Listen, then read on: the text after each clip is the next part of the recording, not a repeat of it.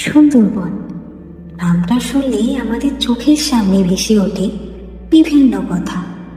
যেমন সেখানকার কোনো সময় শান্ত প্রকৃতি, আবার কোনো সময় প্রাকৃতিক দুর্যোগ ভরা রাত।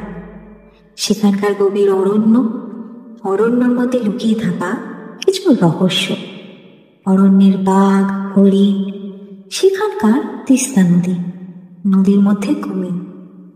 সাধারণত সুন্দরবন হলো চারিদিকে সমুদ্র বৈশিষ্ট্য একটি দ্বীপের মতো, যে দ্বীপটিকে প্রধানত বাঁচিয়ে রেখেছে সুন্দরী, গড়ান এবং গোলপাতার মতন কিছু গাছ। তা না হলে সমুদ্র নিচে তলিয়ে যেত। এই সুন্দর রহস্যময় সুন্দরবন, তুমি একটা রহস্যের সময় গল্প নিয়ে আজকে আমরা চলে এসেছি। আপনারা শুনছেন সুন্দরবন, যেখানে জঙ্গল কথা। সুন্দরবন নামটা শুনলেই আমাদের চোখের সামনে ভেসে ওঠে বিভিন্ন কথা। যেমন সেখানকার কোনো সময় শান্ত প্রকৃতি, আবার কোনো সময় প্রাকৃতিক দুর্যোগ ভরা রাত।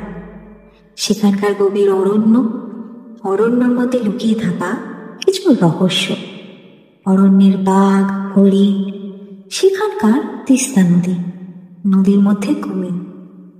সাধারণত সুন্দরবন হলো চারিদিকে সমুদ্র বৈশিষ্ট্য একটি দ্বীপের মতো, যে দ্বীপটিকে প্রধানত বাঁচিয়ে রেখেছে সুন্দরী, গড়ান এবং গোলপাতার মতন কিছু গাছ।